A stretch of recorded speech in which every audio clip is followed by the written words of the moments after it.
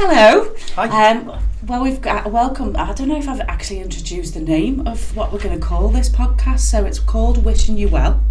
And basically, it's going to be an extension of Wirral Wellbeing Magazine. It's just another platform, really, to be able to showcase some of the amazing services like yourself that we work with, and some of the CICs, the charities, and just give them another platform, really. Wellness, is amongst us now. I think when we started the magazine, I was a little bit ahead of my time, but everybody's on the wellness journey now, and we've realised how important it is. And I think we met. Was it just as we were coming out of COVID we met? I think we met just as we were coming out of COVID, and you got involved with the magazine. I think you started writing some stuff for us. So you've been, so we've been great friends, and we've supported each other with both of our wellness journeys for a few years now. You write for us. So if you can introduce yourself, please, Darren, and tell us a little bit about Kaizen Mindset. Yeah, certainly. So my name is Darren Holmes, and I run Kaizen Wirral Mindset CIC, and we are based in the Wirral Wellness Centre in Birkenhead. Kaizen Wirral Mindset is basically, we are a physical mental health and wellness centre where we use mental health awareness, mental health first aid, cognitive behavioural therapy, neuro-linguistic programming, PTSD counselling, alongside the routes to wellness, the dimensions of well-being, nervous system regulation, and polyvagal theory. So multifaceted, lots and lots of different disciplines and skills and modalities. There's no such thing as one size fits all. So it's finding what works for the individual and then building their wellness journey around that, basically. And it's amazing what you do there. I've seen it, and people you work with, spoken to a lot of people, and you're an breaking the set here. So you're an ex-squaddy yourself, is that right? Yeah, I was in the military for a long time, yeah. Tell us a little bit about your background and what led you to the journey with Kaizen. My background, so I joined the army at 17. Was in the army for 10 years. I was a surveillance specialist while I was in the army. From there, I left for a little while, then went back into the private security industry. Was working in multiple different hostile environments for a long time. I was in Afghanistan for 8 years. That must have that must have had an impact. It definitely did have a massive impact on me. My final role there was as the project security manager for the Ministry of Counter Narcotics. So the amount of stress involved in the roles and the things that we were doing over there just eventually took its toll on me, and there was a great deal of irony. I was self-medicating myself at the time with lots of whiskey and lots of Xanax as a sleeping tablet, not realising at the time that Xanax was actually an antidepressant tablet. So my journey, when I finally got to a point of I can't do this anymore, and felt as though I was sat in Dubai airport and my whole body just started trembling for no reason, and I didn't have an understanding of what was going on. Thought, am I having a heart attack? Am I having a nervous breakdown? I just didn't know what it was, and I was looking for who do I shout for help if indeed I'm going to keel over, And did you shout anyone? No, I fortunately managed to pull it back, and that was just the biggest shot across my own bowels of, okay, do you know what, you have been exceeding your own neurobiological limits for way too long. You've been ignoring all the warning signs, and your body's saying, okay, we're going to press the off switch if you don't do something about it. So there was a huge transition between working in that industry and then making a very personal decision of, okay, I need to leave this industry and get my own wellness back in check. And then help other people. Well, that's where my journey started, basically, yeah. That's incredible, and I think you've done an amazing job. You were was it 2004? You were up for an award, is that right? No. Tell us a little bit about that. Was it 2004? The recent award it was last year. Was it last year? Yeah, 2024. We were nominated. That's what I meant. Sorry. It's all right. Menopause brain. We were nominated for the Merseyside Business of the Year within third sector of wellness and wellbeing. Brilliant. And there was 800 other CICs, charities, etc. that were all involved in that. So for us to be nominated was amazing, and then for us to become a quarter finalist and then a finalist and then get pipped at the post, which was it it was very disappointing because Yeah. I actually got quite excited thinking, oh my goodness, we're actually going to win this. I wish I had an award for you today. I feel like, do you know what I used to do? The Wellbeing Awards. I'm going to bring them back. Yeah. I'm going to do a Wirral Wellbeing Award for you. I'm going to get you one. It was brilliant. You deserve it. Do you know what? It's just nice to get the plaudits, and I suppose when it's coming from people who don't even know you. You know, people who are looking at your business or looking at your socials and looking at the results that you're getting within the work that we do. That was brilliant. So far, it's been more or less the pinnacle of, okay, do you know what? We know we're doing something really special. We are still, as far as I'm aware, the only physical mental health and wellness centre in the UK. There is nobody else actually incorporated all of the mental health side of it and all of the physical side of it, put them side by side and made common sense out of it. Yeah, you deserve an award, you do. It's very nice. And it's just men that you... No, it's not at all. We started off doing men's mental health because obviously I understand men far better than I understand ladies, but it got to a point where there was so many girls asking, you know, saying, look, why can't we be involved and stuff like that. We just said, okay, well, we need to incorporate it then. So we have group-based classes, and we have lots and lots of one-to-one coaching sessions, and it's a mixed bag of men and ladies now. I don't think I knew that. So I don't know why I didn't know that. So I'm glad you... now I might join myself. And you've got... we're Wirral Wellbeing and one of your associates with the tyre flipping. And so tell us a little bit more about that. The tyre flip or the Wirral Wellbeing? Both. Tell us about, we're one of your sponsors, aren't we? Yes, you are. So how can the listeners, how can businesses get involved with that and support you for all the good work that you do? Tell us a bit more. We about 3 years ago, I think, we had somebody knock on the door and ask for our assistance, and we had no funding whatsoever. It's only 2024, 2025 we've actually started landing funding pots for what we're delivering. And that must be so frustrating. It was immensely frustrating, and it was also quite heartbreaking because I had to turn the guy away. Now, he'd been sent to us via 2 other extremely well-funded charities, but they sent him through to me because he was a military veteran, and we just didn't have the financial capacity to help him at the point in time. And I said to him, if you can go back to either of those charities that have sent you in our direction, tell them that you need some funding to make it happen, then 100% we can help you. He obviously wasn't particularly keen to do that. I, at the time, didn't have any ability to help him, just didn't have it. And for probably 3 weeks after that, I couldn't sleep. I was beside myself as to, I can't believe that we turned somebody away that really needed our help. And we won £100 on the Wirral Copper Jar, which was just amazing. And I said to him, if we ever get any funding, you'll be my first phone call. And I rang him and I said, right, mate, we've got £100. We can get you in for 4 sessions, you know. Brilliant. He said, I can't be arsed.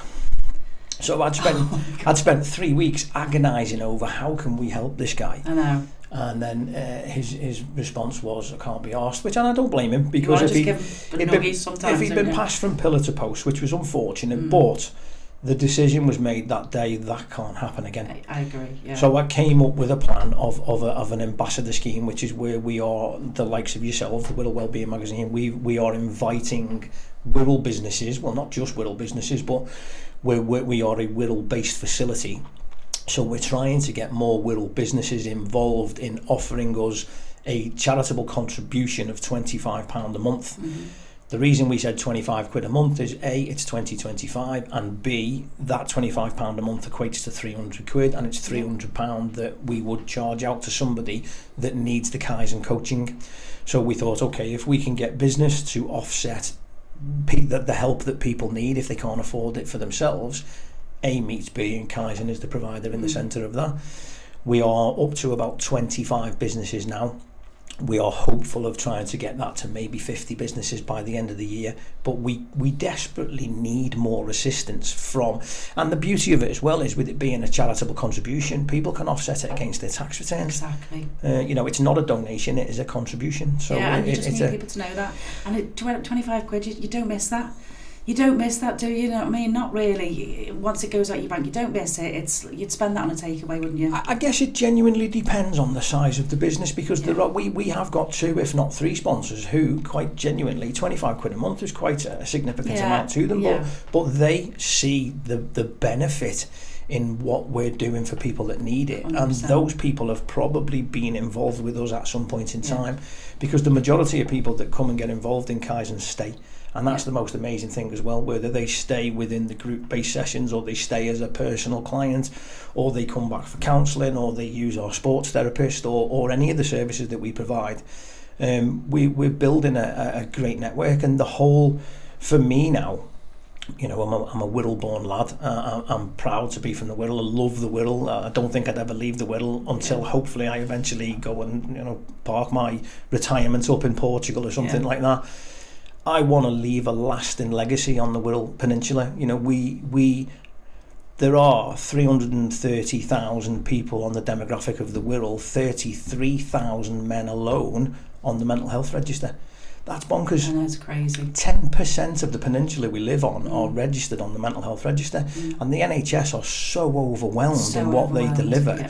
And I think our NHS are magnificent. I do. But they are so overwhelmed, which is why the Services like ourselves are massively important, and getting more and more important, because as we move on in the conversation, perhaps I'll tell you about a project that's starting in July, which is something I've been working on for 7 years, and we've literally just finished the compliance, and I'm very, very excited about that. Tell us about it now. Okay, letting the cat out of the bag here, because it really genuinely is a secret. There's only it is an exclusive. Wishing you well. An exclusive to the Wirral Wellbeing Magazine.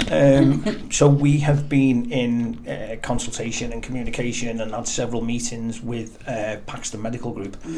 They run the Healthier Neighbourhoods scheme, and there are 6 GP surgeries as part of the Healthier Neighbourhoods, and they are all going to start signposting to Kaizen as of July this year. That's amazing. So fingers crossed. We've got some funding from the National Lottery community to run this project alongside the Healthier Neighbourhoods for Wirral, starting off with 6 GP practices, and then we'll just see where it goes from there. And that's what I was going to ask you. So can people self-refer to you? But absolutely. Yeah, I thought they could, but GPs will be referring to you as well. So you've just got a wider stretch, a wider scope, really. We are practically at capacity as it is. The group sessions are all full. The one-to-one coaching is all full. Everybody, we're not tripping over each other as yet, and we do have implementing partners that work alongside us in the wellness centre as well. The likes of Vicky Phillips at Grit and Grace, Vicky Fleming at VFit, we have Colin Lamprey at Iceman Training, we have Kath at Pink Palace, we've got Tracy at Valiant Sports Therapies, and our lovely psychologist, our counsellor, Lizzie, has just gone off and had a baby, so we're filling that gap at the moment, or we will be filling that gap shortly. So, everybody's working towards a communal aim of just trying to provide the best services that we possibly can, and it's most definitely needed, like I say, because we're all pretty much at capacity as it is. I get that. So one thing I want to ask, what's the future for you then? Is there expansion there? But I just want to touch, how can people donate? How can they get in touch with you? How can they get involved with the schemes? How can they be an ambassador? Where's the best place that they can get you? Just before I forget, because I want to make sure we get some more. Yeah, of course. I mean, we're all over social media and LinkedIn, and obviously, if you the magazine, and if you were to Google Kaizen Wirral Mindset CIC, then you'll find us. You can get us on the email addresses, you can get us on the YouTube account. There's multiple different sort of platforms where you'll find us very, very easily. On this as well at the bottom. The biggest thing that we've got up and coming is we do our tyre flip every year. So with this year we've got 5 teams who are flipping 100 kilo tractor tyres from Wirral Town Hall to New Brighton Marina.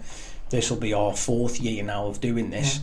Where that's on Sunday the 20th of July, and that's going to be a smashing event. So if anybody wants to come down and cheer us on Sunday the 20th of July this year, then I'll come. See 5 teams of mad people flipping a big tractor tyre down the prom. That sounds like fun. And that's on a Just Giving page, and that's all over the social media as well. So they can access that, and again we'll try and get a link on there for you as well. Awesome, another thing I wanted to ask, I think I actually know, I think I know the answer to this, but for everyone else, where did the name Kaizen come from?